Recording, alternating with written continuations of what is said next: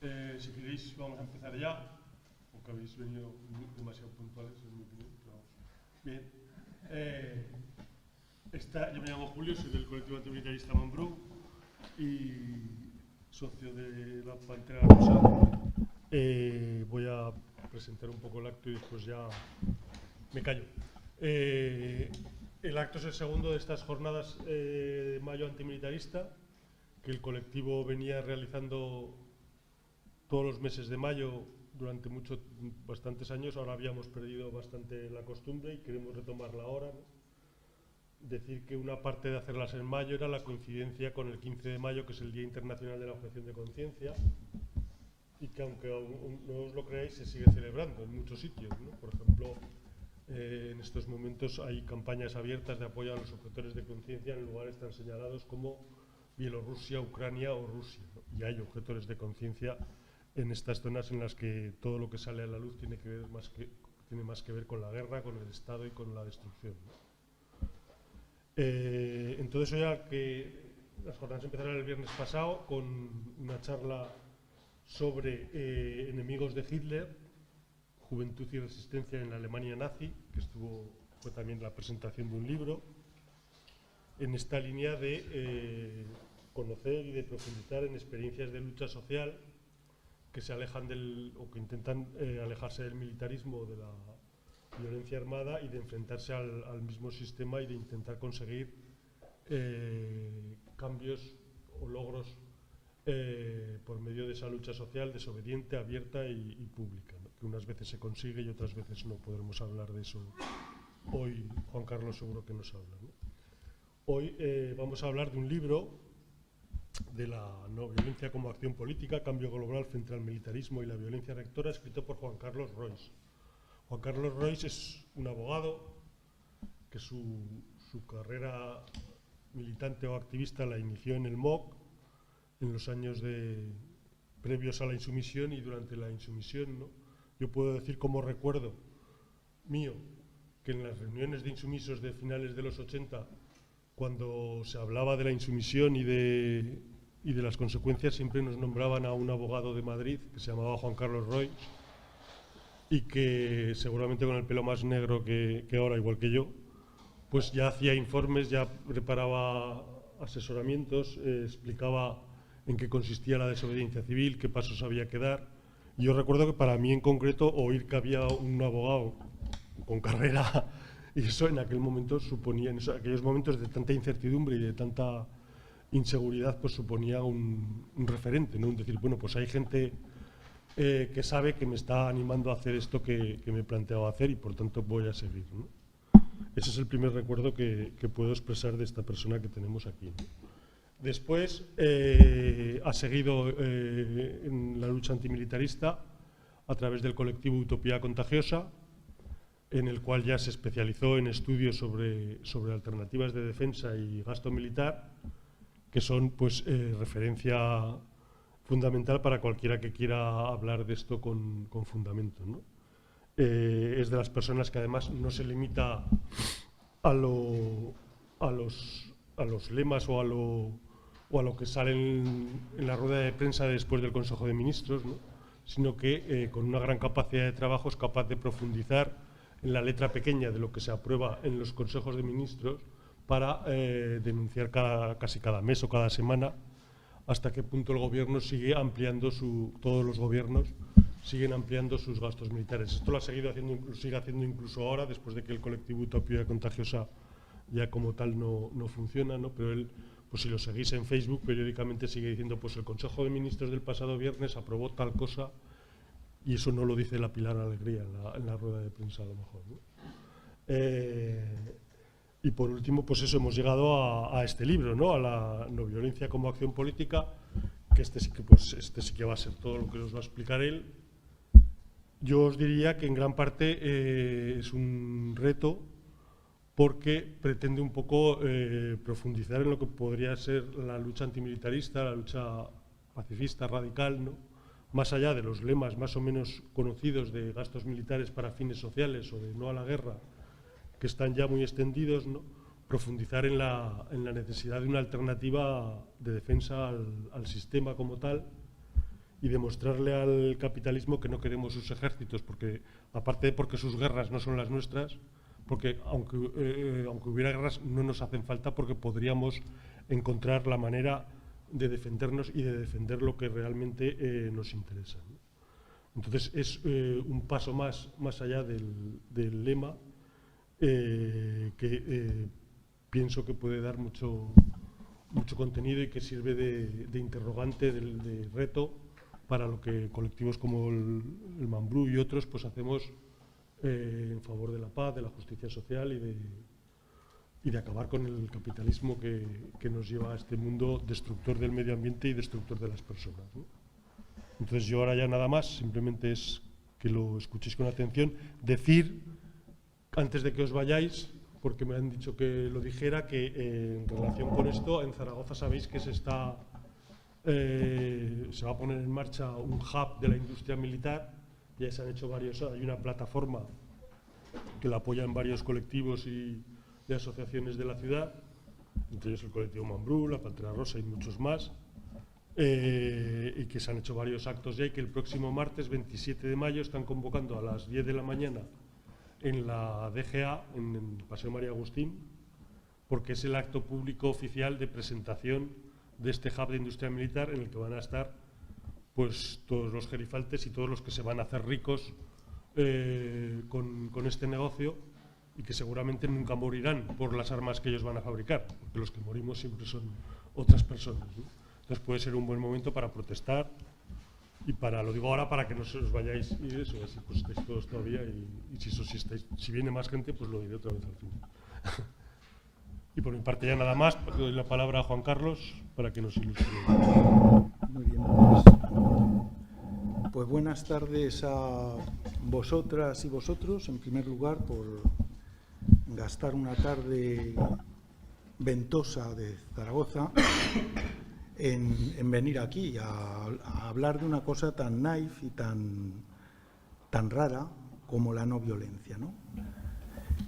También dar las gracias a los anfitriones que nos acogen aquí, que hacen posible este acto, y al colectivo Mambrú, que es una de los restos de las articulaciones antimilitaristas y no violentas que quedan después de un ciclo largo que hubo de desobediencia civil, de acción no violenta contra los ejércitos, y ahora pues resistiendo a la espera de volver a reengancharnos en otro ciclo largo, ya para acabar con los ejércitos, que es lo que nos queda ahora, lo tenemos en cartera para los próximos 2-3 años, ¿no? Quizá menos. No hay que ser tan pesimista. Bien, mirad.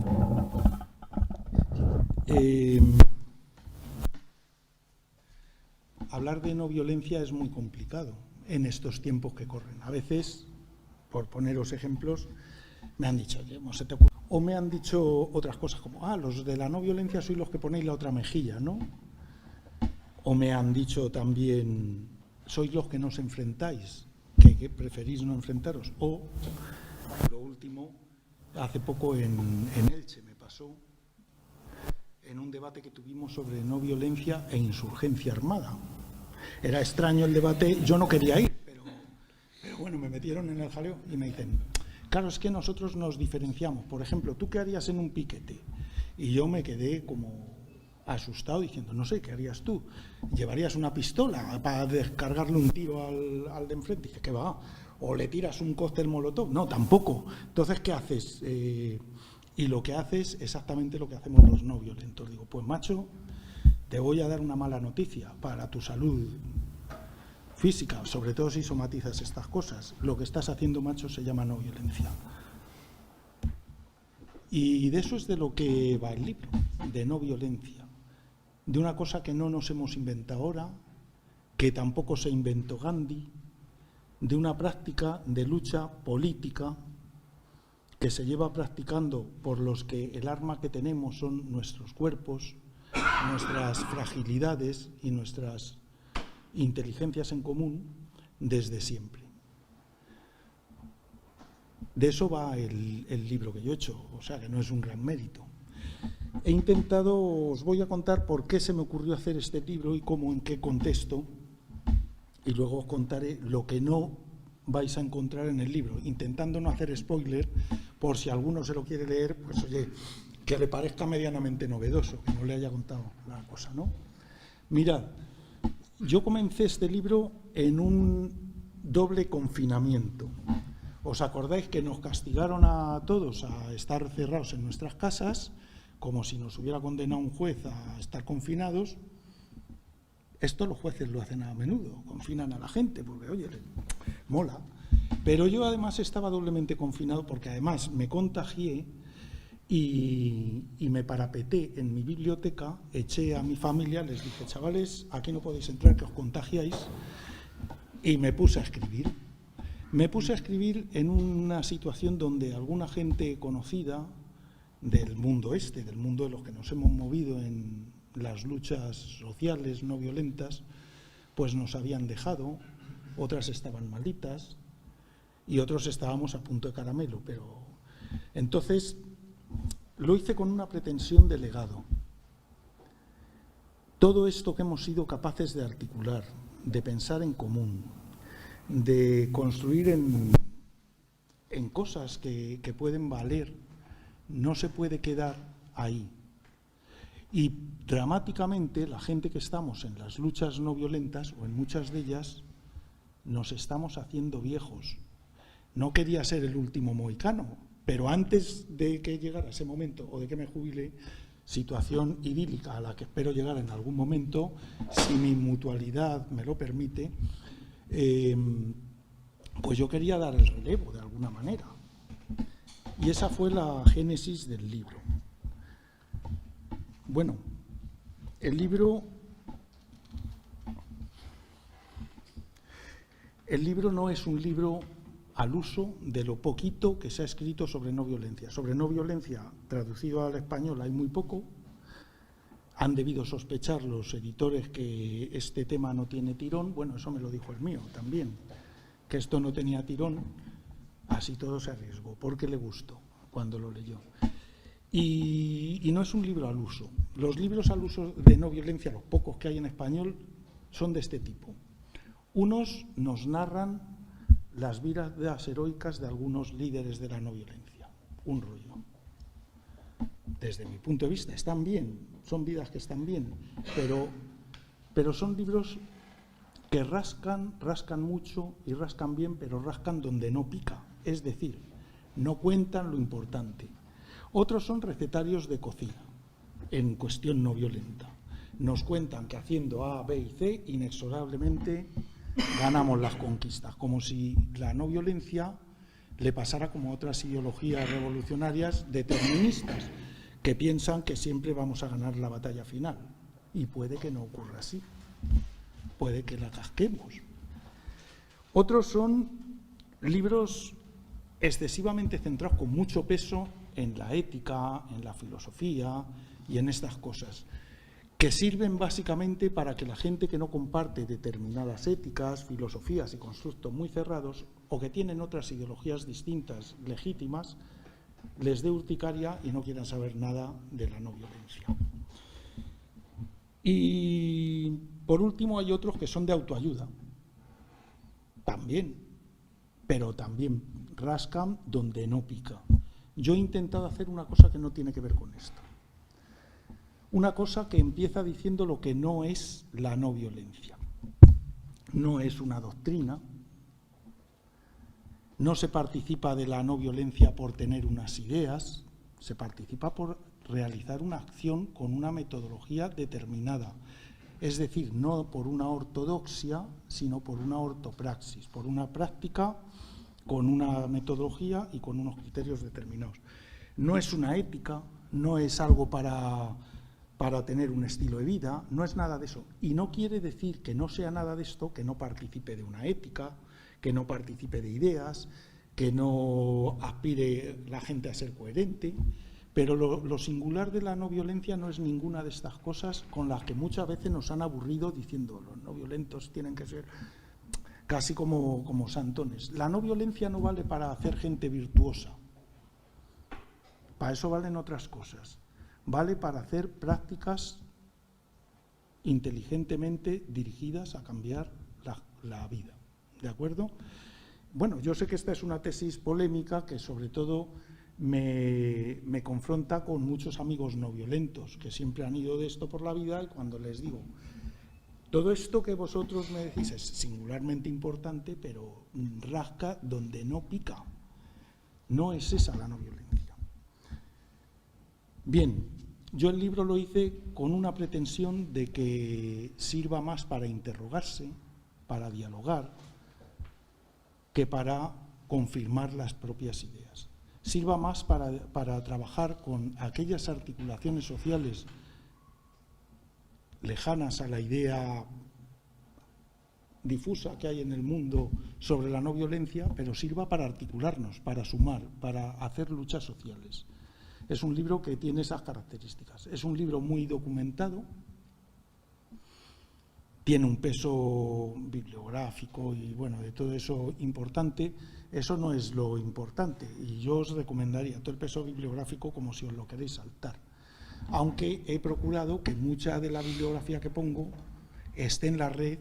He dado la ruta por si alguien es muy curioso y quiere saber más, pues que la puede encontrar ahí, ¿no? Bien, pues esto es más o menos lo que plantea el libro. Y plantea una cosa que es la que Julio destacaba ahora. La no violencia no solamente es una acción política, o una acción, mejor dicho, colectiva, no es una cosa privada, es una metodología de acción colectiva, o mejor dicho, una práctica, no es una técnica. Las técnicas sería como el que tiene un destornillador. La técnica es, pues vale para quitar tornillos, ya está. Esto no es una técnica. La no violencia tiene técnicas, pero es más bien una práctica, una manera de conducirse en la acción política. ¿De acuerdo? Usa la herramienta, pero no es la herramienta. ¿De acuerdo? Y tiene otra característica, que es proyectiva. Es decir, que no solamente ataca aquello contra lo que lucha en concreto, sino que prefigura el tipo de mundo que queremos construir en el futuro. Bueno, en cuanto a los capítulos del libro, pues básicamente está dividido en 3 grandes bloques. En el primero he intentado analizar qué es la violencia, porque este es el nudo gordiano. Muchas veces nuestro problema está en que no sabemos definir qué es la violencia. Es más, quien suele definir lo que es la violencia es el poder. Por ejemplo, yo me pongo en la puerta de una casa donde vive una familia con 4 hijos que les quieren echar y me pega una patada en la cara un policía, y el policía actuó de forma no violenta. Sin embargo, yo que me he plantado en la puerta soy violento, porque la violencia es una designación que hace el poder, en gran parte. Otro ejemplo, Amancio Ortega es una buena persona, además se lleva bien con la gente, es educado, o sea que es no violento. Sin embargo, a lo mejor, cuando produce sus cosas en el tercer mundo con unos sueldos explotadores y todo eso, no se ve violencia ahí. Nadie designa eso como violencia. Sin embargo, desentrañar qué es la violencia.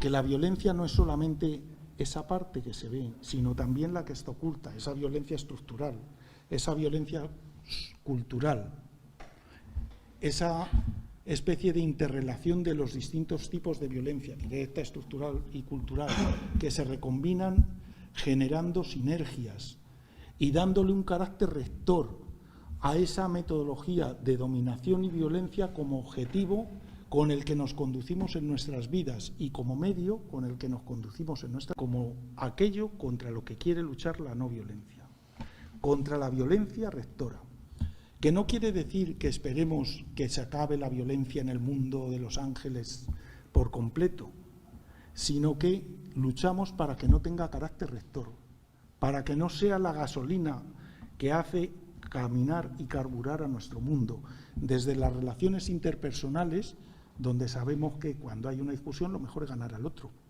hasta las laborales, las que mantenemos en todos los sitios, que están trazadas por esa lógica que es como una camisa de fuerza con la que nacemos.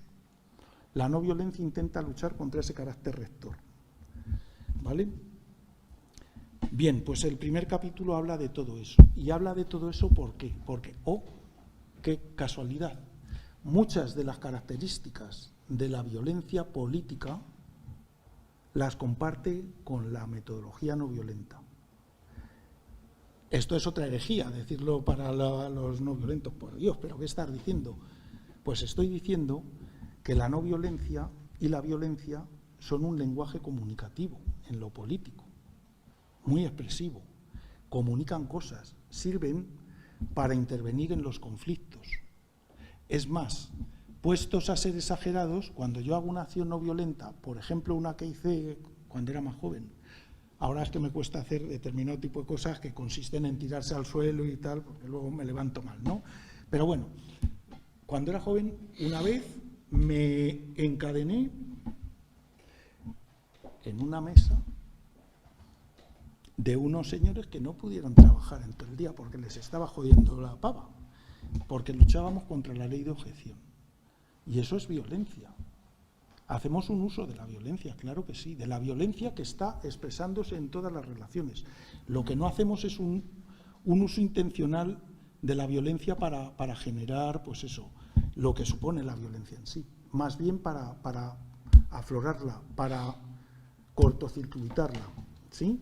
Entonces, en cierto modo, la no violencia es un lenguaje también violento en la expresión política de lucha.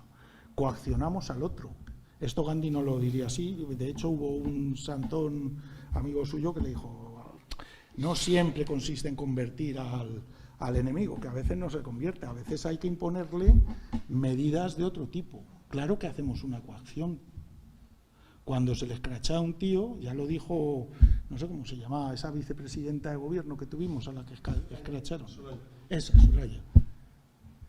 Es que yo con esos tengo hecho un lío. O sea, yo al que hay ahora le llamo Rajoy, porque más o menos, y no me concentro, no me acuerdo los nombres bien. Bueno, pues esa decía que le generábamos, bueno, yo no, porque yo no le escrachaba, pero los que lo hacían le generaban violencia, claro que sí.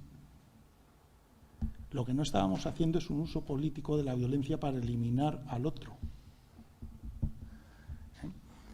Bueno, pues esta explicación de por qué nos interesa conocer la violencia bien, tanto para enfrentarla como para aprender de ella. ¿Cómo? ¿Por qué la violencia como referencia y ese paradigma de dominación-violencia que tenemos espiritualizado, es decir, que nos sale natural como manera de resolver los conflictos, es contra lo que hay que enfocar, es importante para la segunda parte del libro, que habla de cómo enfrentar los conflictos. ¿Vale? No os voy a decir cómo hay que enfrentarlos, porque para eso os lo leéis en el libro, si no ya iréis para matrícula y tampoco es cuestión. Bien, después tiene un capítulo sobre qué es la no violencia, donde se explica no solamente qué es conceptualmente, que es lo que os estoy diciendo, una práctica colectiva de lucha política para cambiar el mundo.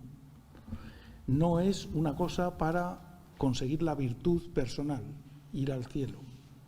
No es una cosa, no es una ideología, es decir, uno no es no violento porque participa de unas ideas, es no violento porque actúa y lucha con una metodología.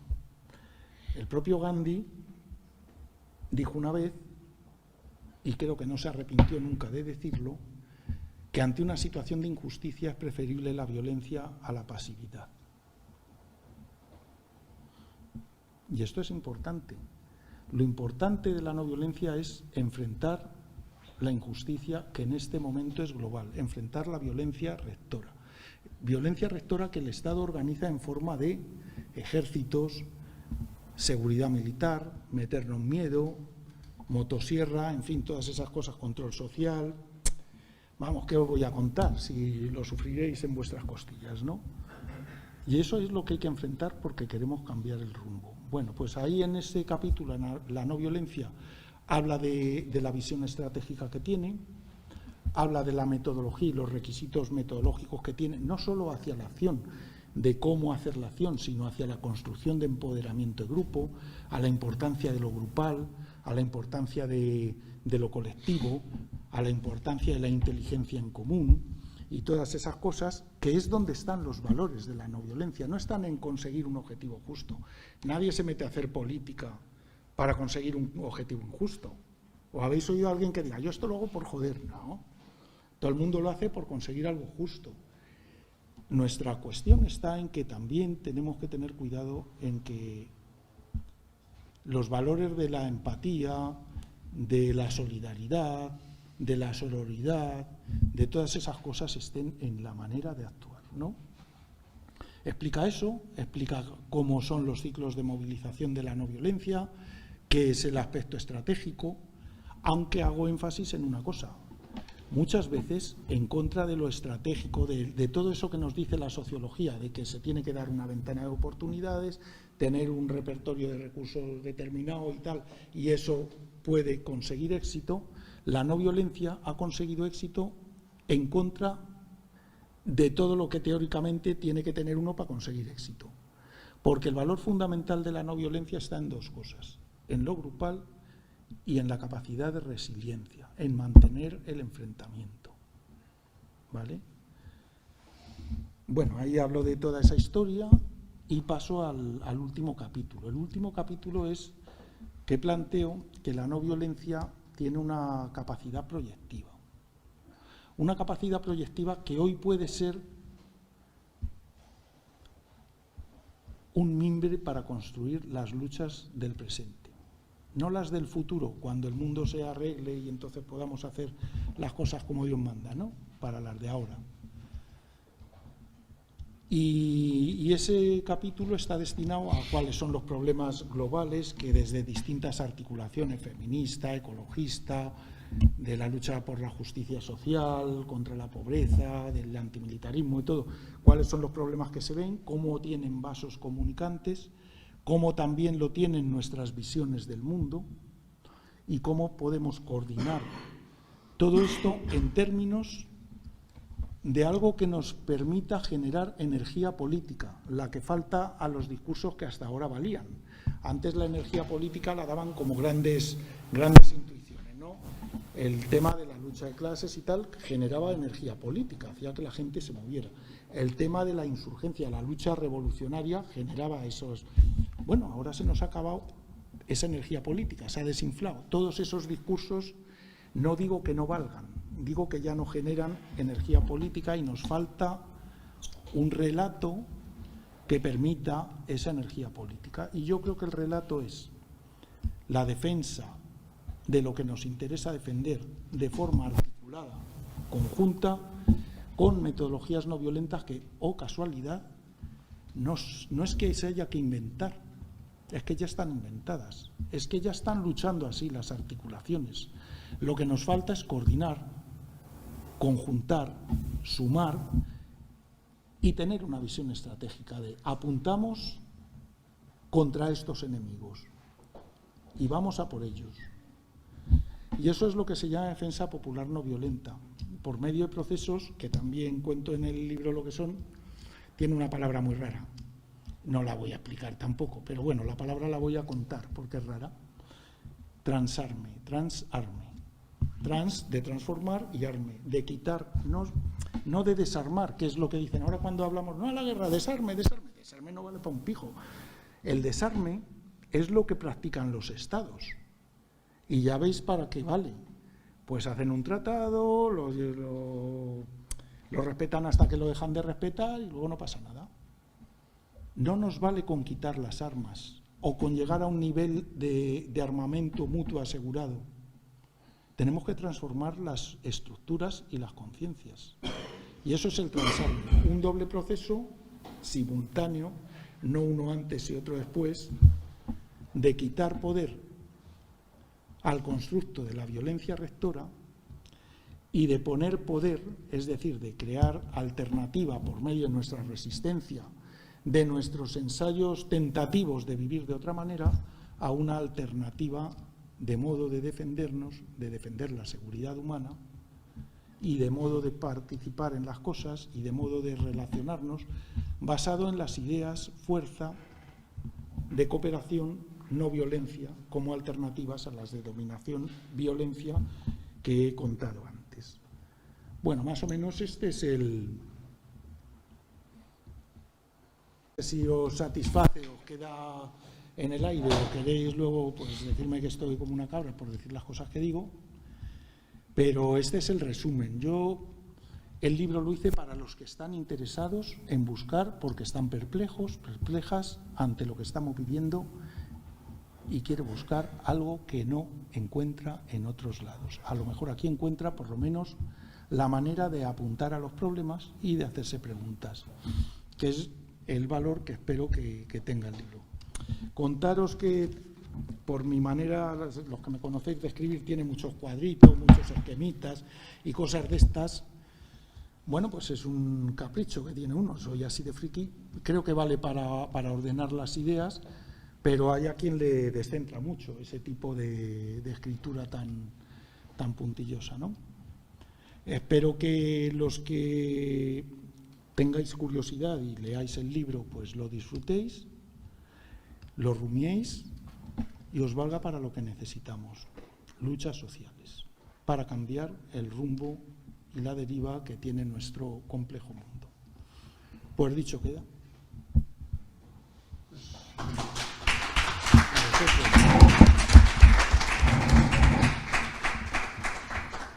Pues si queréis podéis hacer preguntas. Una pregunta. Pues esto de la pandemia y eso, a ver, yo me acuerdo que algún momento en la pandemia que dijeron puedes ir al cine pero con mascarilla. Era el reto oficial, no sé cómo decir.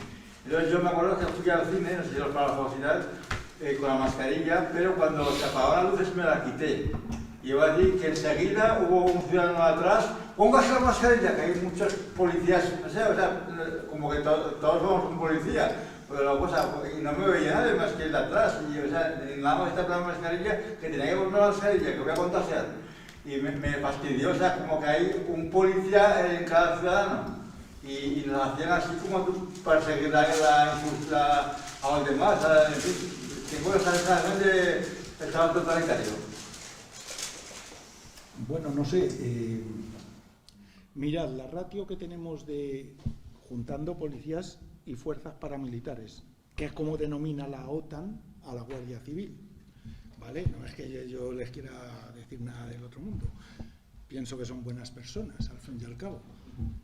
Pues contando la ratio que tenemos de estos cuerpos, tocamos a un policía, a un militar por cada 250 ciudadanos honrados en este país. Y por desgracia, si tenemos en cuenta la espiritualización de todas las capacidades, digamos, de censura, autocensura y todo eso que tenemos, pues contamos por un policía por ciudadano casi. No nos hemos arrancado esa visión, pero es verdad que somos un país, desde el punto de vista del gigantismo, de lo militar, de la dimensión militar, muy militarizado. De hecho, en Madrid hay un sitio que se llama Cuartel General del Ejército. En este sitio hay una sala que la llaman la Galaxia. Galaxia. ¿Y la galaxia por qué se llama la galaxia? Yo lo pregunté un día porque dije, joder, esto es muy raro y todo, pero bueno, dentro de las rarezas, esto es la galaxia, yo qué sé, ahora allí... Pues la galaxia se llama así porque como tienen 15.000 oficiales en España que sobran y están en la reserva y tienen no sé cuántos generales, me parece que 70 que sobran y están en la reserva, una reserva activa que, por cierto, nos cuesta al año 700 millones de euros, pues muchos de esos se van allí a reunirse y es la galaxia por tanta estrella que hay junta en ese firmamento. Entonces, para que veáis, militares tenemos hasta en la sopa. Hay un conflicto del tipo que sea, una pandemia, la Dana, un volcán, lo que haga falta, los marcianos que vienen por aquí, y ya nos plantan en el plantel todos los militares con toda su chatarrería para decirnos que nos van a arreglar el mundo. Sin embargo, cuanto más hay, más inseguridad tenemos. Es paradójico, ¿no? Pero tenemos demasiados. Bueno, yo decía que Es que me llamó la atención la policía. Pero tenía vocación, ¿no? El papel de policía. Si es que hay gente que es vocacional.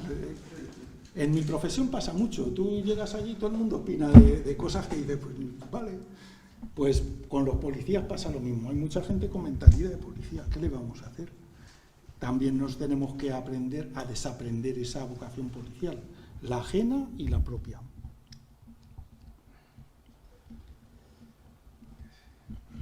Vamos a ver, soy muy sordo y me he perdido parte de la presentación. Vaya. ¿No? En todo caso, sí que quiero decir que la presentación que has hecho me ha animado para leer el libro, efectivamente. Creo que uno de los problemas, por lo que he ido oyendo, es que no hay una definición, como has dicho, de violencia. Normalmente se recurre a una fenomenología, esto es violencia, esto no es violencia, con lo cual es difícil, si queremos que la no violencia llegue a ser una acción política, es una forma muy difícil para articular un discurso que pueda convencer a los que hoy no se definen como no violentos o que estén por la paz, ¿no? Eso me parece algo importante. Yo en principio llevo bastante tiempo trabajando en el tema de la teoría sobre la violencia y a ver si hablamos algún día. Bueno, ¿no? fenomenal. Por otro lado, cuando has definido la no violencia como una herramienta para cambiar la sociedad... Como una práctica, no como una práctica, como una una herramienta práctica, no. lo has hecho... A ver, tengo que leerlo, y estoy criticando ahora porque hay cosas que me confunden, aunque sé que estaríamos de acuerdo en un trabajo y en un tiempo. La definición de la violencia como práctica, esa práctica incluye muchas más cosas que la no violencia. Por eso es una práctica y no es una herramienta. Quiero decir que también al intentar convertirlo en una acción política deviene confuso, ¿no? Bueno, si me permites ya concretar, porque todas estas cosas en el momento concreto creo que hay que ir concretándolas, porque probablemente el discurso de la no violencia o discursos similares, como mejor se concretan, es en la práctica, creo que es un buen momento para organizarse por la neutralidad del Estado. Bueno, yo intento... Bueno, de violencia hay muchas definiciones. El problema, efectivamente, es que, por una parte, la violencia es una designación que hace el poder. Y eso es importante verlo, porque detrás de esa designación como que nos dicen qué tenemos que aceptar como violencia y qué no.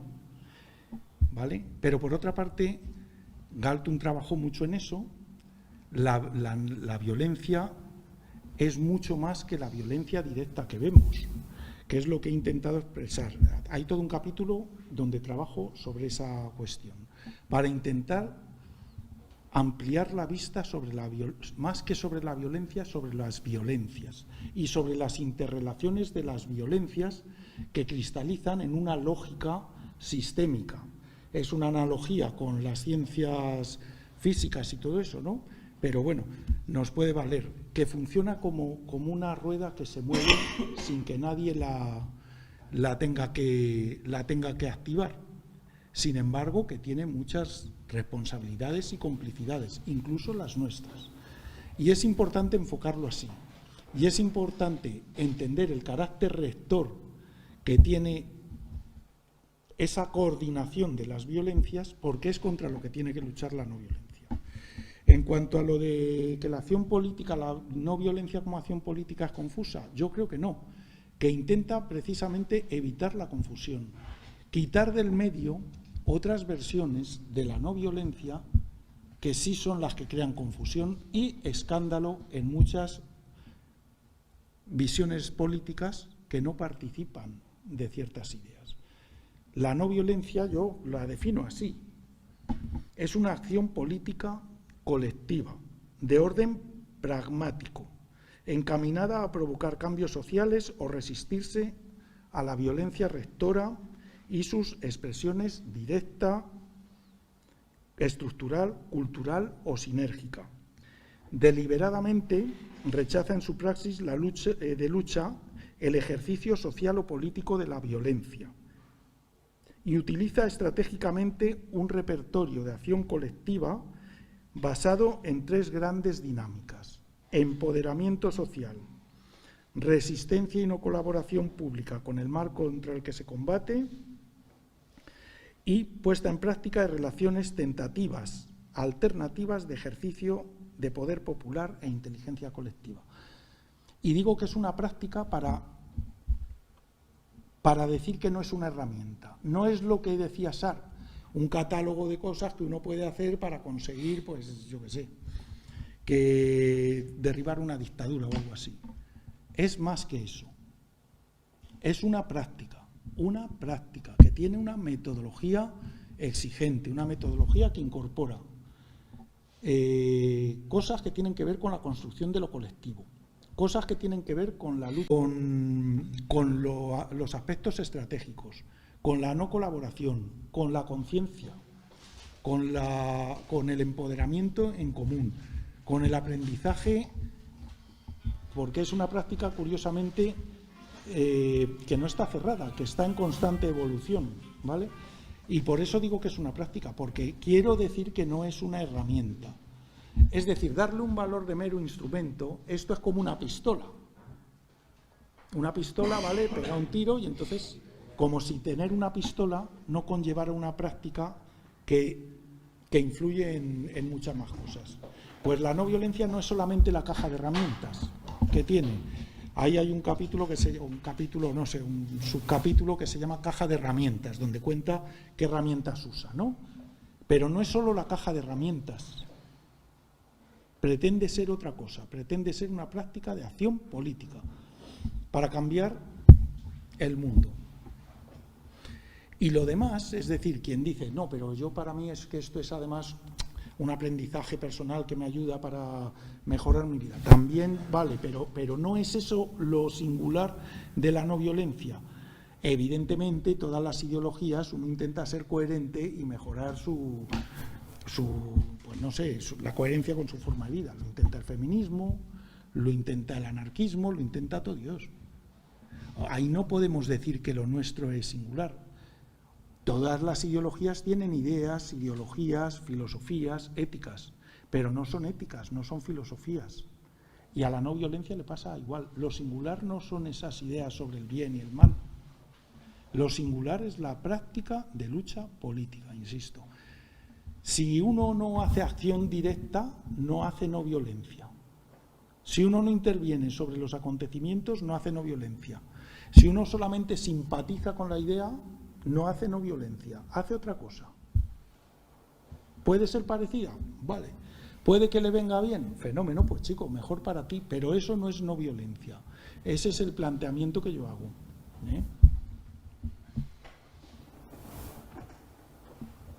Bueno, yo lo primero es que creo que dar las gracias por la exposición, ¿no?, que está muy bien, las ideas planteadas, las ideas fuerza.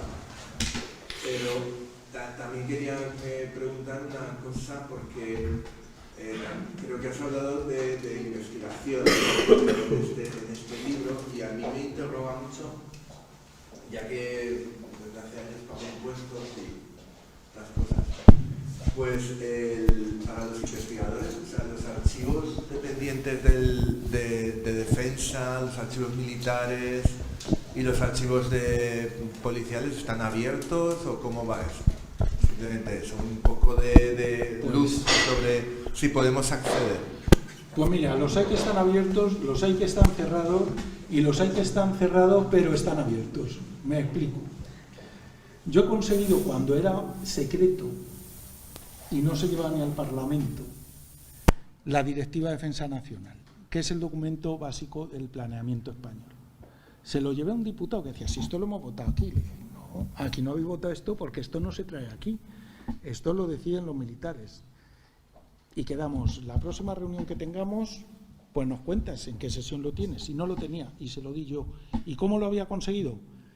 Porque hay cosas que están secretas que la propia concepción de lo militar tan incompetente que las puede tener cualquiera si quiere. y yo lo tenía.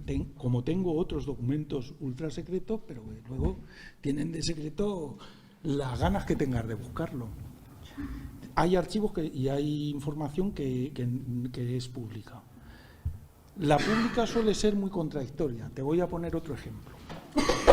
¿Cuántas operaciones en el exterior tiene actualmente España? Bueno, pues es público.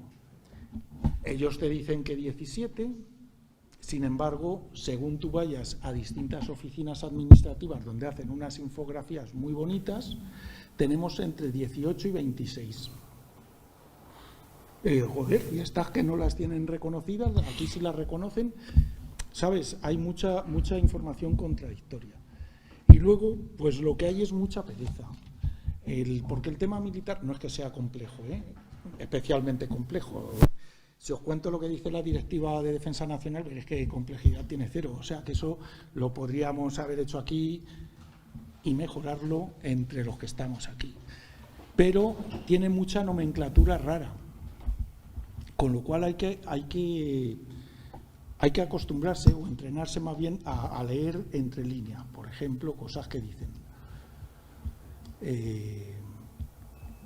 Nuestro armamento es de proyección. ¿Qué quiere decir proyección? Muy lejos, vale para invadir. O nuestros buques son multipropósito. ¿Qué quiere decir eso? Pues que pueden llevar drones, aviones o helicópteros. O nuestra frontera de seguridad avanzada está en el Sahel. Todo es así, o sea, todo lo que lees es como cuentos de ciencia ficción que luego hay que ir traduciendo al lenguaje Román Paladín para decirle a la gente, oye, que estos tíos han desplegado sus tropas para estar en el Sahel. Oye, que estos tíos, el armamento que están comprando ahora para el rearme, no vale para defender España de un supuesto agresor que vendrá por Marruecos o tal vez por Andorra o así. No, lo tienen para desplazarlo a 6.000 y 10.000 kilómetros y dar pepinazos allí. Porque llevamos más de 100 operaciones militares en el exterior desde Felipe González hasta la fecha, más de 150.000 efectivos mandados a esas operaciones militares y más de 25.000 millones de euros gastados en eso. Pero para decir esas cosas de la manera que yo lo digo, hay que leer a la ministra, luego rezar varios rosarios o algo así para asegurarte de que la has entendido y después hacer una traducción para decirle a la gente, esto es lo que están planteando. Pero sí hay mucha información y pocas ganas de encontrarla. Tenemos un movimiento antimilitarista fragmentado, debilitado y en esto de la investigación un poco vago.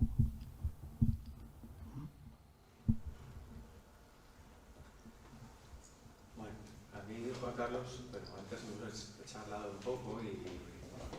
Sí. Gracias. Hemos charlado un poco y, bueno, estos días, estas semanas, estos meses, se viene hablando mucho del rearme y, pues, como Europa pues va a invertir una cantidad bárbara en aumentar el gasto militar, en que haya más efectivos y en que haya muchas más armas y mejores para matar. Y si puede ser que vengan de Israel, directa o indirectamente, pues tampoco nos va a importar mucho, ¿no? También tenemos un problema grande en nuestra comunidad autónoma, en el sentido de que se va a convertir pues en un nicho, porque a mí lo de hub no me gusta, la verdad, me gusta decir más nicho y es donde me gustaría que acabara, en un nicho de un cementerio, aunque sea virtual. Un nicho, ya digo, de empresas que se van a lucrar enormemente con este rearme. Y me gustaría que nos contaras un poco qué dimensiones puede alcanzar esto, desde el punto de vista de cifras, desde el punto de vista de en qué empresa se va a ver concentrado este lucro y en el sentido de qué es lo que nos vamos a dejar por el camino.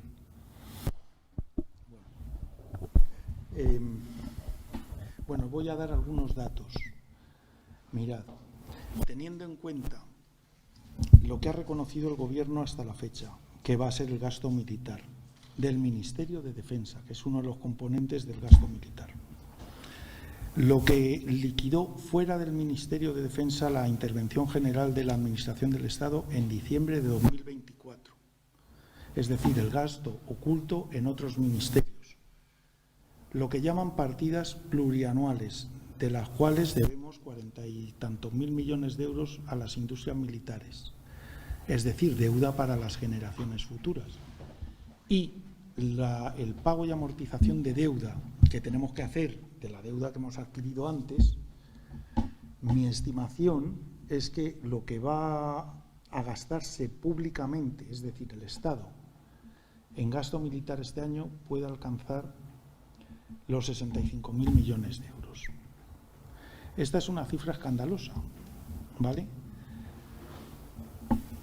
Parte de este dinero que va a venir se complementa con la inyección de dinero que va a tener la industria privada, la industria militar privada.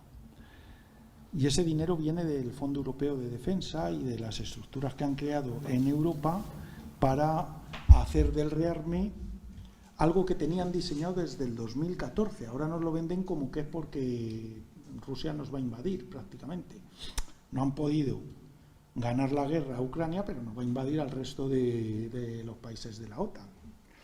Pero bueno, como lo tenían diseñado industrial de la defensa en el 2022, donde ya decían cómo iba a ser esto, von der Leyen se presentó para ser el cargo que tenga ahora, que la verdad es que con los cargos yo me hago mucho lío, pero bueno, lo que sea, se presentó con el programa de rearme, porque quieren hacer del rearme el tirón de la economía de guerra en la que andan involucrados, junto con Estados Unidos, no peleados.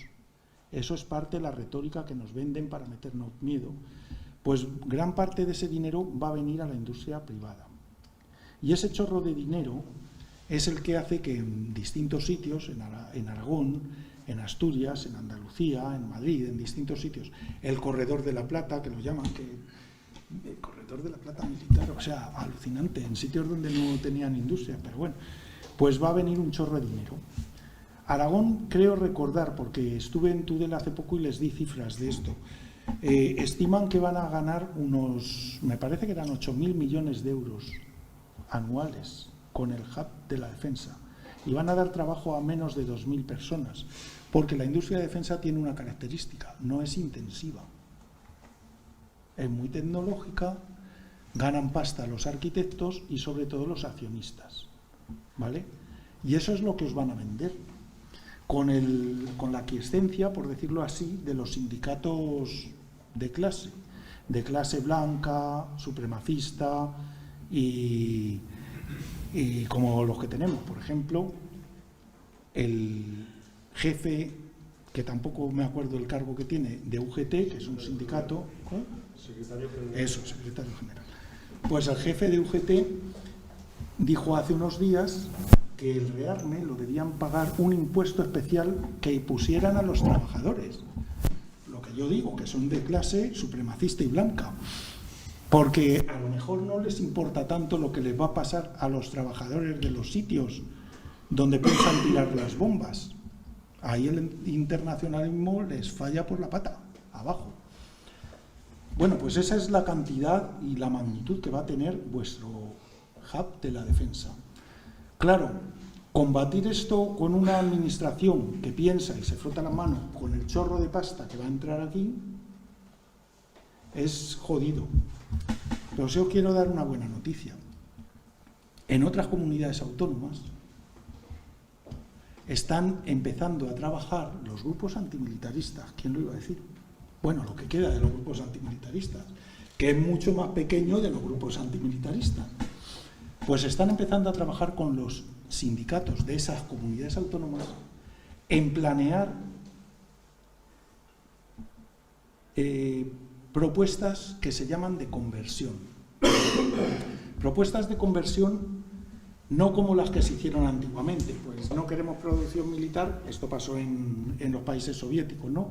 Y vamos a producir espaguetis o no sé qué, producción civil, sino propuestas de conversión que tengan como protagonista a los trabajadores y las trabajadoras, como desarrolladores de esas propuestas, como impulsores y como luchadores por esas propuestas, y que además pretendan una producción a contracorriente del modelo capitalista. No se trata de producir cosas para un mercado como el que tenemos, sino producir cosas con otros criterios. Y en contra de lo que se podría suponer cualquiera, que es que eso no iba a resultar nada, y les iban a decir, no, pero la carga de trabajo, no sé qué tal, en una comunidad autónoma están empezando a avanzar en pensar en común esas propuestas. Bueno, eso es un reto. Cada comunidad tiene sus características propias, y aquí tenéis a comisiones y UGT, que es una característica propia, ¿no? ¿De qué comunidad autónoma es? Porque no es la misma realidad sindical. O sea, no, por eso. Son realidades sindicales distintas. Estamos hablando de Euskadi.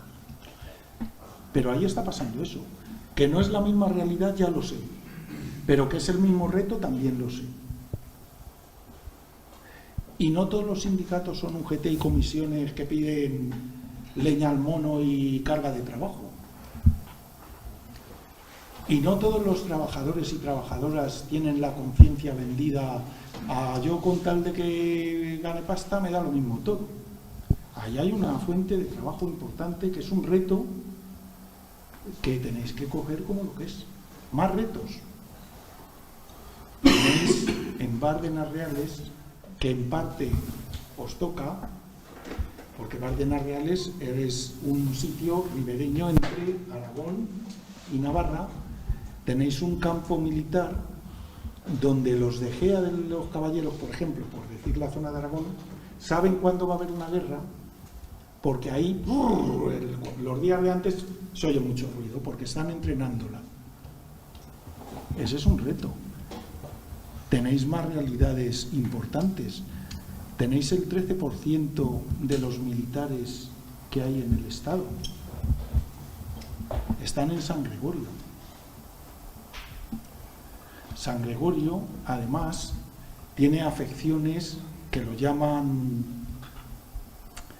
zonas de interés de la defensa, que condicionan, por ejemplo, lo que pueden hacer o no en los territorios colindantes los paisanos dueños de esos territorios. Se lo tiene que autorizar el general de turno.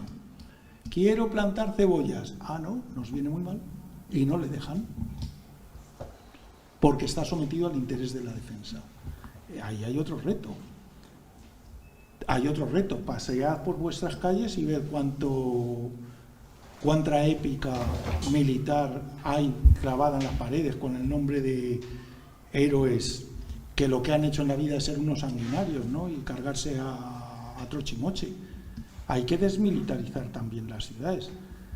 Más retos. La industria militar tiene exenciones fiscales. Se las dan las comunidades autónomas, que por cierto también les dan subvenciones. No pagan impuestos, o no pagan todos los impuestos.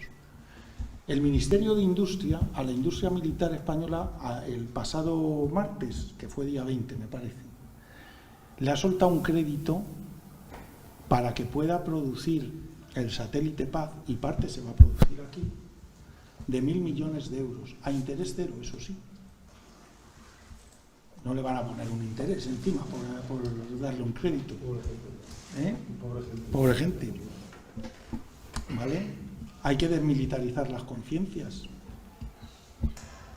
Hay que soñar esa alternativa de lucha social, ayudar a la articulación de las luchas no violentas que está habiendo para que sumen y para que enfoquen sobre el verdadero enemigo, la violencia rectora y todas sus expresiones.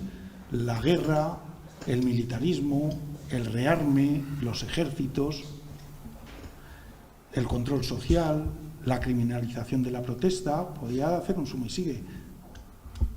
Hay retos. Yo mismo quería preguntar, todo por volver al proceso de la defensa popular, todo esto de la construcción de la alternativa, tal. Eso en el contexto actual del Estado español, con la actual realidad política e institucional, la actual realidad de los movimientos sociales, ¿cómo se podría insertar? O poner, o qué prácticas, qué actividades o qué acciones se tendrían que poner en marcha. Lo digo porque ahora hay muchas cosas que son desoladoras, hay otras cosas que funcionan más o menos bien. O sea, el movimiento por el derecho a la vivienda pues está bastante bien y es una lucha social desobediente. El feminismo pues tiene bastantes cosas buenas. Hay otras cosas, el propio antimilitarismo muchas veces está bastante desmontado. El sindicalismo, pues salvo en contadas excepciones, pues también es minoritario el que podría apuntarse a esto, ¿no? Entonces, mira, desde mi punto de vista, en este momento se trata de abrir procesos y generar otras dinámicas de acción. No tenemos prisa. No tenemos prisa. Efectivamente hay muchas luchas que ya participan de esta visión en su metodología y en su práctica, la lucha ecologista, la lucha, bueno, las que has dicho, y lo que nos falta es hacer un primer paso, y después del primero ya vendrá el segundo y luego el tercero. El primer paso es, tenemos que ayudar a darnos cuenta de los vasos comunicantes que tienen todas estas luchas. Primera cuestión. Segunda cuestión, tenemos que aprender a sumar y a participar de ellas de una manera consciente y a la limón. Es decir, coordinar, ordenar de una manera prioridades, generar agendas comunes, y estos pasos hay que irlos dando. ¿Cómo se dan? Pues dándolos. Y nos toca hacer eso porque el tercero, que es darnos cuenta de que todo esto supone un enfoque de defensa social alternativa, es decir, verlo ya en términos de estrategia política de lucha alternativa, viene después de dar los anteriores, ¿vale? Y a esas articulaciones a las que tenemos que estar para ver los vasos comunicantes, no tenemos que ir a enseñarles nada, porque ya hacen no violencia, no les vamos a enseñar nada. Tenemos que aprender a compartir. A mí se me hace muy difícil, por ejemplo, pensar en alguien que sea antimilitarista y no sea feminista y no sea y viceversa, pero esto supone que tenemos que hacer procesos que hoy están por hacer. Y creo que el papel de los que vemos ese horizonte que estoy diciendo, podemos hacer una defensa popular no violenta de forma alternativa, está en empezar a dar estos pasos. Y lo que venga está indeterminado. Es decir, aquí no hay una catequesis que dar, ni una receta de cómo nos tenemos que articular. Eso hay que hacerlo haciéndolo. Pero hay que dar los primeros pasos. Si no los damos, se quedan sin dar. Las oportunidades se pierden. ¿Vale?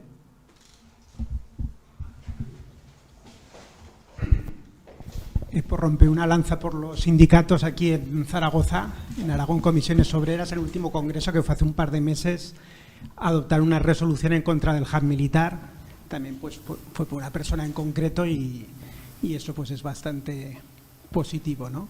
Porque claro, el riesgo es que acabemos como en Cádiz, ¿no? Que Kichi pues defendía Navantia a capa y espada, ¿no? Por el empleo. Eso es lo que nos quieren meter y bastante complejo, ¿no? Hay conversión aquí, por ejemplo, están haciendo lo contrario, están reconvirtiendo industria civil, o que reconvertir industria civil en industria militar como le ciñera, ¿no? Y todo bastante complejo. Y te quería pedir yo algún tipo de ayuda para o de consejo para todo el tema este de la industria dual, o sea, las aplicaciones duales, porque una gran parte de lo que nos quieren meter es pues toda la ciberseguridad y todo el tema tecnológico. Incluso pues ese proyecto que hay del DAD, César Alierta en el Actur, pues que realmente no se sabe si es militar o no, y todo eso cómo se puede un poco averiguar. Posicionar a la gente, ¿no?, en contra de eso. Claro. Más es una cuestión de, averiguar las industrias duales. o la característica, mejor dicho, de la industria militar, cuando reclaman investigación más desarrollo, no es porque vayan a investigar nada ni a desarrollar nada. Ellos van a usar la tecnología civil para sus fines. Es lo que están haciendo. Si tú ves lo que hace la industria militar, es aprovecharse de lo que hace la industria civil, ¿vale? Nos cuentan el cuento de que lo militar ha dado un tirón de la industria, y es una verdad solo a medias. Hombre, si toda mi inversión en investigación va a lo militar y las universidades, si quieren un proyecto, tienen que aceptar firmar con el Ministerio de Defensa un proyecto de tecnología dual, como pasa, por ejemplo, en las que ha firmado vuestra Universidad de Zaragoza, ¿vale?, que es otro campo donde tenéis ahí trabajo, pues entonces está la cosa complicada. Pero eso depende en parte de que hasta ahora a todas las instituciones el arrimarse a donde está el dinero, que es lo militar, no les pasa factura. ¿Por qué los políticos, cuando hablas de por qué no tenéis una línea clara de desmilitarización o no sé qué, te dicen es que eso nos quita votos? Porque no les pasa factura. ¿Por qué a los bancos que financian esto? Porque no les pasa factura. ¿Por qué las universidades que firman esto no firman otras cosas? Porque no les pasa factura. Y no les pasa factura porque la ciudadanía asume que no queda más remedio. Y ahí es donde está nuestra capacidad de apelar a las conciencias y de ser inteligentes. Hay que luchar en eso, hay que gastarse el tiempo, pico y pala, en esos escenarios, porque ahí es donde nos la jugamos.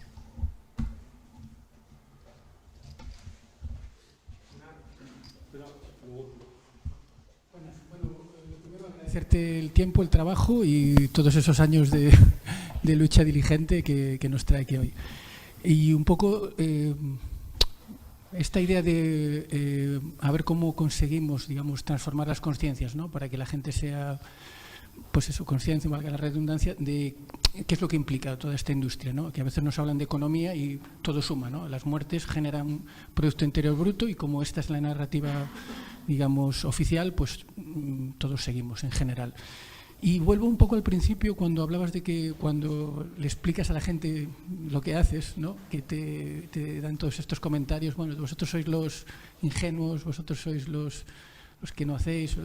Me pregunto si, y aprovechando que estás aquí, más que datos me gustaría saber si habéis valorado o si se ha pensado sobre formas alternativas de llamar simplemente a este tipo de acciones, ¿vale? Que son acciones pasivas, que son acciones de resistencia, no me gusta la palabra porque es subalterno, pero que sí que son acciones como de equilibrio y son de fuerza, un poco.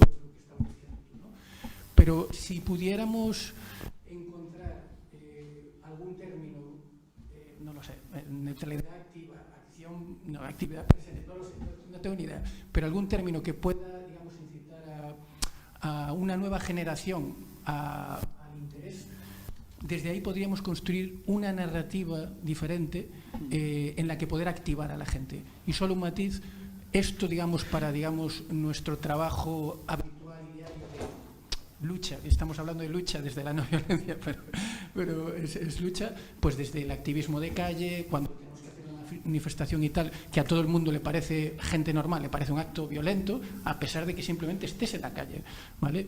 Pero a nivel internacional, a nivel de una mirada internacional, una mirada exterior, en términos de nuestra cultura o nuestra posición en la geopolítica mundial desde el punto de vista del militarismo, si no sería interesante valorar la idea que mencionaba el compañero de el concepto de neutralidad, ¿vale? No como sé que nos puede chirriar un poco, pero como una herramienta que pueda activar a la gente a pensar otro tipo de cosas, entendiendo que no es ideal. Pero me explico. Por ejemplo, desde la neutralidad, y fija, voy a decir una cosa muy controvertida, es decir, podemos dedicarnos a fabricar armas para los que van a la guerra sin ir a ella. Bueno, esto es una cosa, pero desde la neutralidad podemos ser la Suiza de Europa, y nosotros desde la neutralidad podemos tener una visión activa y buscar el acuerdo y buscar la paz entre los que están luchando. Y esto, como para el ciudadano normal, es una cosa como, bueno, espera, nos puede ir bien. Desde la neutralidad nosotros podemos seguir progresando, y ya tenemos años que la guerra, la Segunda Guerra Mundial, que yo creo que empezó en España y acabó para nosotros muy tarde, implicó un retraso económico que todavía estamos viviendo. Entonces estamos saliendo un poco de ahí. Entonces, para mí, yo a veces con la gente digo, es que meternos en otra sería, o sea, lanzar cohetes y empezar a meternos en otro implicaría a lo mejor volver ahí y volver a parar todo esto. Y a lo mejor desde ese reducto un poco egoísta de cómo está la sociedad ahora mismo, empezar a activar otra forma de pensar sobre todo esto. Bueno, yo creo que para casi todo lo que me has dicho, respuestas en realidad no tengo, pero sí hacerte algunas reflexiones. Buscar un término que permita construir una nueva narrativa. Yo lo que propongo es ese, defensa social, no violenta, defensa social. Me parece que puede crear la energía política que otras explicaciones han perdido. Hay mucha gente joven, aunque parece que no, y a veces como que se les fustiga, no, es que los jóvenes no están, no sé qué, que está haciendo muchas cosas que tienen que ver con estas prácticas políticas. Lo que pasa es que se activan por canales que no son los nuestros. Por ejemplo, pasa la barbarie de Palestina y por, no sé, por las redes que usan y tal, yo para eso soy un negado, se convocan y llenan las universidades de tiendas de campaña. Luego no es que no quieran hacer nada, es que nos falta un cierto modo de conexión con esas energías políticas que antes usaban nuestros discursos, nuestras estéticas, nuestras verborreas complejas y todo eso, y ahora eso ya no vale. Pero hay mucho ahí que se está haciendo y que nos interesa saber contactar con ellos sin espantarlos.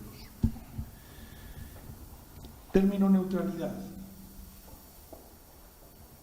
No lo sé, a mí no me gusta, ¿eh? Yo prefiero en este momento hablar ni de desarme ni de neutralidad, de desmilitarización.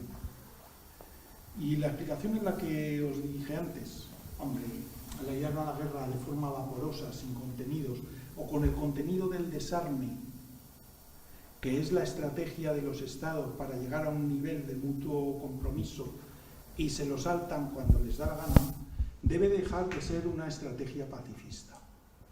No nos vale con desarmar, queremos desmilitarizar las sociedades. No es lo mismo. Queremos procesos de cambio del mundo. Has dicho transmilitarizar también antes, ¿no? Transarme. Transarme, que es como... Es un término malo. Ejército, pero es como transformar la idea. Los bomberos, la idea de seguridad militar, no en hacerles unos bomberos para defender lo mismo que defiende el Estado por otros medios, sino transformar nuestra visión de lo que hay que defender. Nosotros queremos defender la seguridad humana, no la institucionalidad, no el statu quo, no el capitalismo. Eso es lo que es transarmar. Que sea la gente la que lucha por sus... Lo está haciendo ya la gente. Lo que pasa es que nos hace falta llenar de más contenido y llenar de más coordinación y llenar de más energía política ese doble proceso de a la vez quitar poder y ensayar el constructo cooperación no violencia, ¿no? Entonces, esto, claro, a los jóvenes así no se lo podemos contar porque mueren ahí en el intento, pero tenemos que buscar la manera de hacer esa conexión o esa, no sé cómo llamarlo, esa traducción a un lenguaje y a unos deseos que están ahí y que quieren cambiar las cosas. Por supuesto que sí. ¿O es que la gente está contenta con lo que tenemos? Yo creo que no, al revés.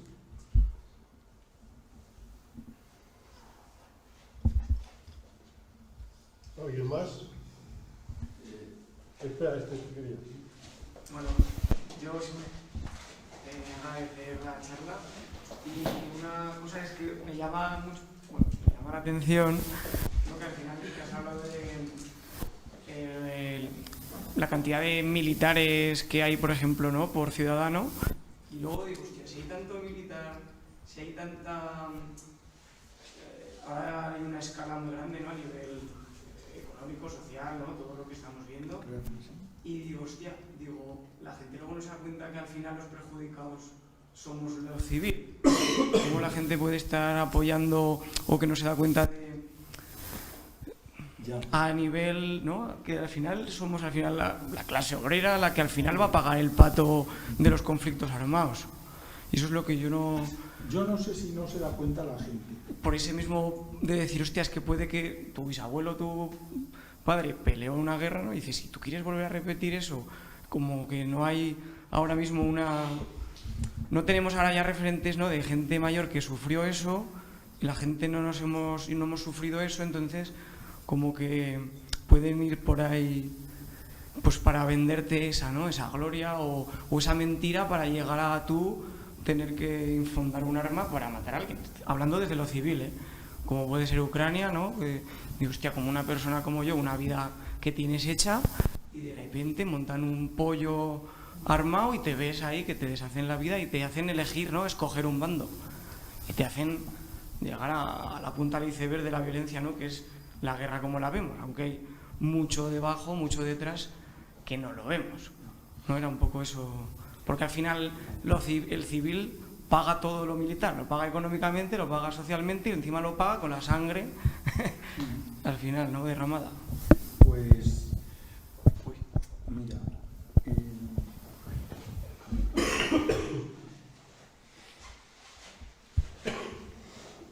es verdad, nos falta memoria histórica, memoria de lo que son los desastres de la guerra. Pero yo no creo que la gente no sea consciente de lo que hay. Más bien lo que pasa, o yo creo, a lo mejor es una visión muy parcial, es que nos han convencido de que esto no tiene remedio. Y entonces la gente está entre perpleja por una parte y resignada por otra. La tarea que toca es la que ha tocado toda la vida. O sea, yo es que ya, como soy viejo, pues a lo mejor esto ya lo he vivido. Cuando empezamos la objeción de conciencia éramos 4 gatos. Y la gente no entendía nada. Por ejemplo, yo iba a cualquier lado a decir que era objetor de conciencia y les daban así la vuelta a la cabeza varias veces, decían, hostia, ¿esto es de qué va? ¿Serán testigos de Jehová? ¿O serán homosexuales? O algo les tiene que pasar, vamos, que no puede ser gente normal, porque no es normal que la gente diga que lo que no quiere es que haya ejércitos. Ni siquiera es que no quieran ir ellos a la mili, sino que no quieren que haya ejércitos. O sea, ¿a quién se le ocurre? Pues yo creo que hay que generar esa narrativa de nuevo y nos toca como siempre ha sido. ¿Cómo se hace eso? Pues haciéndolo, pico y pala, no hay otra. Mucha gente ya peinamos canas y hemos tenido recursos para decírselo a nuestras generaciones. Ahora lo que nos falta es decírselo a las generaciones de jóvenes sin que piensen, hostia, la batallita del abuelo me va a contar, ¿no? Pero lo que nos toca es contar lo que hay. Contar a la gente que no tienen por qué resignarse, que a lo mejor lo que nos plantea el sistema no tiene la última palabra. Y lo tenemos que hacer.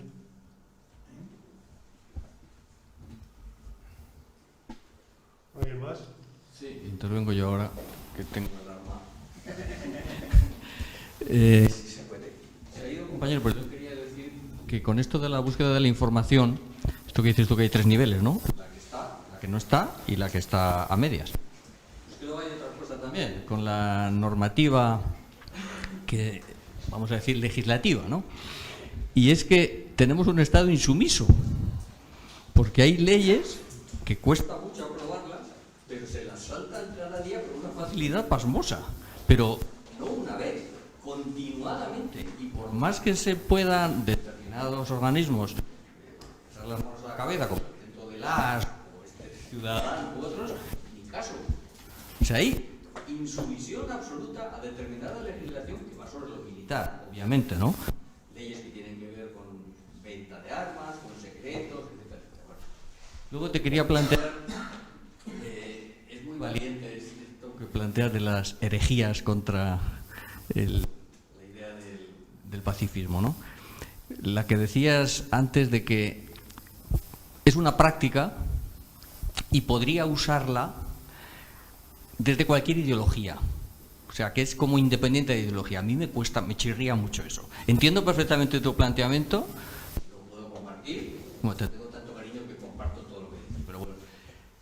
Pero, no sé, no veo yo en un conflicto laboral, por poner una cosa sencilla, a los empresarios llevando a cabo acciones no violentas. No me pega, no sé. Yo creo que tiene que haber... No es que sea necesario que lo haya, pero creo que en la realidad se da una confluencia inevitable de valores, o sea, ideología. Y ahora, si me dejas dos casos reales, que los expongo, simplemente, bueno, un poco graciosillos. Hace un tiempo estuve en Noruega, y cuando llevaba allí 3 semanas, le pregunté a la gente con la que me alojaba, digo, oye, no he visto un solo policía, uno de tráfico y uno en aduana, nada más. En 3 semanas. Dice, no, seguramente no verás. Digo, ¿por qué? Dice, porque aquí la sensación de seguridad la da no ver policías. Cuando ves policías es porque hay algo malo. Y la población entonces entra en situación de inseguridad. Lo contrario a lo que sucede en el mundo de la Europa del Sur. Esto también tiene que ver con no es que Noruega sea un país desmilitarizado, tiene un ejército poderosísimo para la poca población que tiene, pero en esto la sociedad nos lleva un poco de adelanto, a mi modo de ver, en el control social al menos. Y la segunda cosa verídica, anteayer, un amigo todo indignado me manda un WhatsApp y me dice, ¿tú qué sabes de esto? ¿Por qué no estamos en las calles ardiendo, no sé, todo? Y digo, pues es por lo de Palestina, obviamente. Y digo, pues es una pregunta que me hago continuamente y las respuestas que me doy no son muy gratas con la idea de la confraternidad humana y valores positivos y tal. Entonces me dicen, ya está. Hasta el 30 no puedo hacer nada, porque tengo una cosa personal. Pero el día 2 salimos a la calle, tú y yo, y la montamos. Esto va en contra totalmente de la carácter que tú manifiestas de lo colectivo y que tienen que ser acciones grupales. Hombre, pero tú y yo no crees que... Ya verás, vamos a darle la vuelta a todo. Claro, primero, también quería que nos desnudáramos porque eso iba a dar más empaque. Bueno, se lo agradecí que fuera ya en junio y no se le hubiera ocurrido que nos desnudáramos en diciembre. Pero esto tiene que ver con lo que contabas tú antes de que para mucha gente esto puede ser un lavado ético.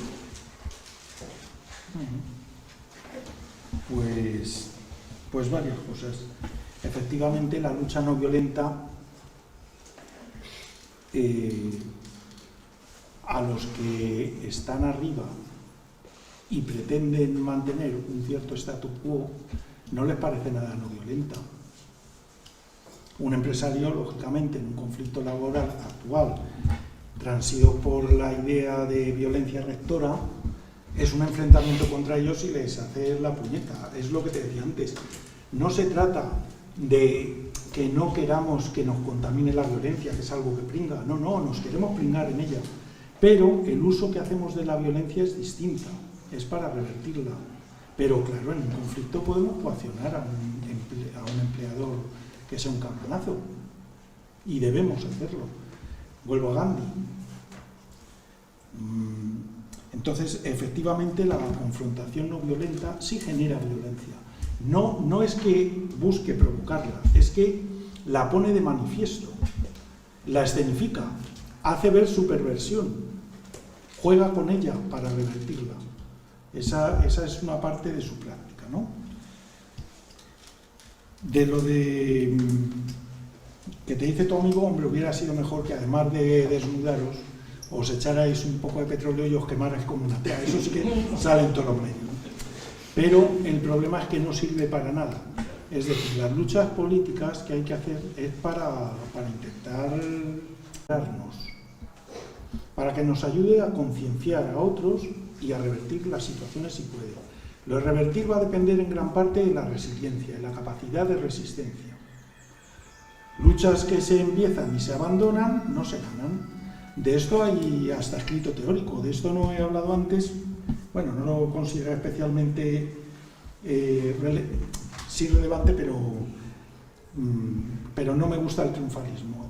Pero hay estudios teóricos que hablan de cuál es la eficacia en determinados contextos de la acción violenta y de la acción no violenta, con criterios comparativos, digamos, científicos, y que dejan muy claro, en un estudio, en un periodo de tiempo de un siglo y un poco más, dejan muy claro que la probabilidad, que no quiere decir que esto sea determinista, que haciendo luchas no violentas se gane y haciéndolas violentas no dice eso, pero que la probabilidad de éxito de una lucha no violenta, si es resiliente y es colectiva, es de 3 veces a 1 respecto a las luchas violentas. Esto es importante decirlo. No para decir, como tenemos razón y además esto es muy eficaz, vamos a ganar siempre. No, puede que no. Estamos hablando de probabilidad. Luchas muy bien planeadas, no violentas, pueden fracasar, y algunas han fracasado. Luchas muy bien planeadas, violentas, también pueden fracasar. O al revés, luchas violentas, mal planeadas o bien planeadas pueden valer, es decir, pueden obtener lo que buscan, y a las otras también les pasa, ¿eh? Pero es importante verlo, pues eso, como una práctica de lucha colectiva que exige sobre todo poner el énfasis en lo colectivo, poner el énfasis en el aprendizaje común, en la inteligencia colectiva, en los valores a los que nos ayuda a empoderar, y poniendo el ejemplo, por ejemplo, la insumisión. Es un ejemplo, no sé cómo llamarlo, arquetípico, ¿no? Pues se ha dado, es estudiado en todo el mundo como un ejemplo de algo que no ha pasado más que aquí. En ese momento, bueno, la insumisión, ¿para qué valió? Además de para quitar la mili, ¿la hubieran quitado de todas maneras? Pues no sé, el capitán a posteriori nos puede decir que sí, pero no lo hubieran quitado igual, ¿eh? No lo hubieran quitado igual. Pero segundo, es que al margen de eso, empoderó a mucha gente. Hay mucha gente que salió de esas luchas que ha tenido luego una capacidad política impresionante, porque la propia lucha no violenta es una escuela de formación política y de formación colectiva.